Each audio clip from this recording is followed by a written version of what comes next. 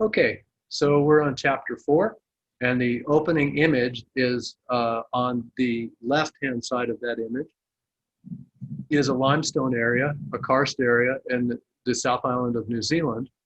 And this is a place where a river is running out of a cave. The first thing is the idea of habitat. And this is going to be really general, and we're going back to the idea of scales. And this is just to set up everything for how organisms and everything else interact. And we've already talked about this in the graph in the forces that move water in the second chapter, right at the end, as far as the forces that move water. But we're going to talk about these scales as habitat. So we can think of microhabitat, and I use microhabitat with the micron sign, 10 to the minus 6 meters. Some people that particularly fisheries people, fish ecologists, call what I'm calling macrohabitat here, microhabitat. But I like the micro because it has the micron in it, and I don't see a micron in fish size habitat that much. So there's a little bit of terminology difference between the way I talk about things and the way fish ecologists might. So we can think of things like fine particles of detritus, sand and clay surfaces, surfaces of biotic and abiotic solids in the environment. And turnover times maybe in the time range of seconds to years. Macrohabitat, riffles and pools and streams, rivers, large underground rivers, logs, macrophyte beds, all these things. Position on a lakeshore, and you know, days to hundreds of years. So we were on Kings Creek and looking at riffles and pools and the movement of the formation of that, and that was probably occurring over, you know, decades and hundreds of years. So local habitat, we can think of areas, and this is months to thousands of years, maybe millimeters to kilometers, hundreds of kilometers. And we can think of large watersheds, regional aquifers, reaches, shallow lake bottoms, small watersheds, excuse me. Large watersheds, then we can think of, then we start getting even longer time periods, 10,000 kilometers, areas feeding small streams to basins of large rivers, lakes, aquifers, lake districts, a series of lakes going down a glacial valley, something like that. We can think about those being relevant.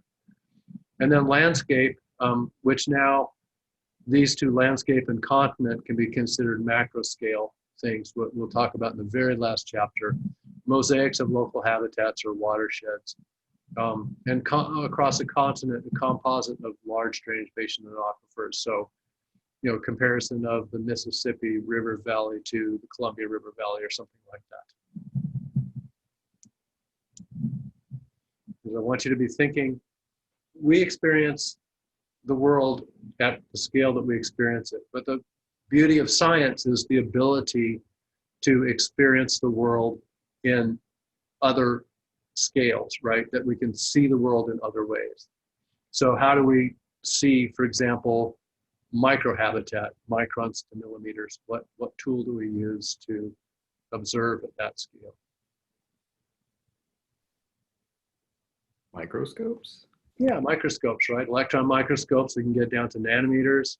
A light microscope is about 1 micron, is about the spatial resolution of that, right? And then we have other things like flash photography that can do things really fast and small and that kind of thing. Okay, how about like at landscape and continental areas? What tools do we use to get at those? Somebody other than Lane, because he seems to be answering all the questions today. Like a satellite? Yeah, satellite. Yeah, that's good. Satellite or large-scale observational networks. So I mentioned that there's a National Ecological Observatory network on Kanza. There are 20-some sites around the continent, and they're measuring things the same way. They're measuring CO2 flux and things like that from the terrestrial. They're measuring discharge and water chemistry and biology in the aquatic. So you can have these regional networks. The USGS gauging stations, right? They're all over the country. You can get from basically from watersheds up to continents type data from all those networks of gauges. And probably the extreme one here, and it's a big change in the way people viewed the world, was the first time that the space the space program took pictures of the Earth from out at a distance, and you could see the entire Earth, and it gave us a view of the world as finite, right, and not infinite.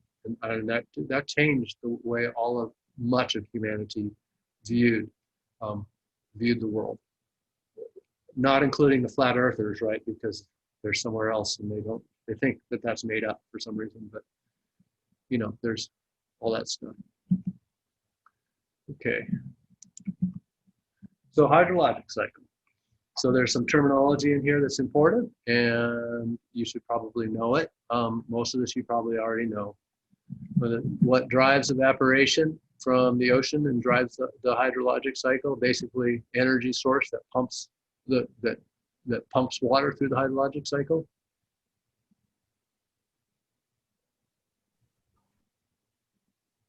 The sun, good, Tom.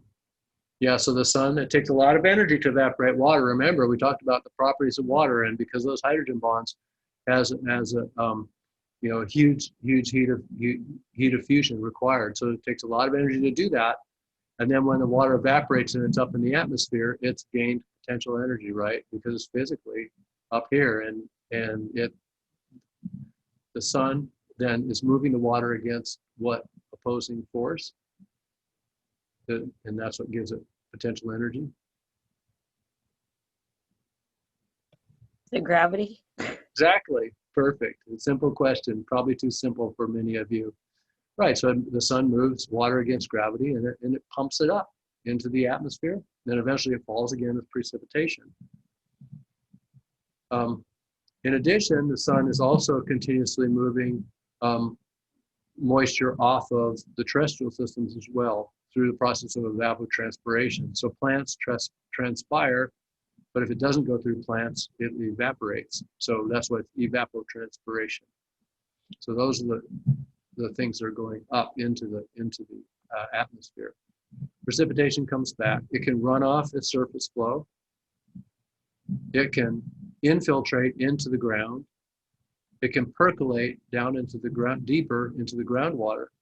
And then as the groundwater flows, subsurface flow can also allow it to move through aquifers into the ocean eventually. Or it'll pop out. We'll get to that in just a second. I was wondering, what does it look like when plants transpire? Can you see it? You can only see it in that if you get enough of the haze that is in the atmosphere that comes off. You can see it in a large scale. Sometimes you can see sort of a real hazy, humid thing.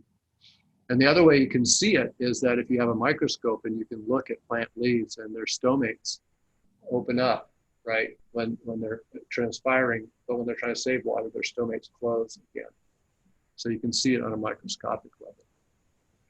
Why would a plant want to lose water? A plant wants to lose water so it can pump nutrients up from the roots. So it loses water out the stomates to pull liquid up from the roots to the plant, and that's the way it gets its nitrogen and phosphorus and such. Okay. Question. Okay, so this is just a global map of precipitation, and we have areas where it really rains a lot in the tropics, right, in here. And then we have, because of the global weather patterns, we have some very dry areas. Here, deserts, some of the driest deserts in the world, Namibia, lots of Australia, Mongolia. This is going to be important as we talk about the distribution of lakes and rivers and throughout the globe. And so we'll come back to this.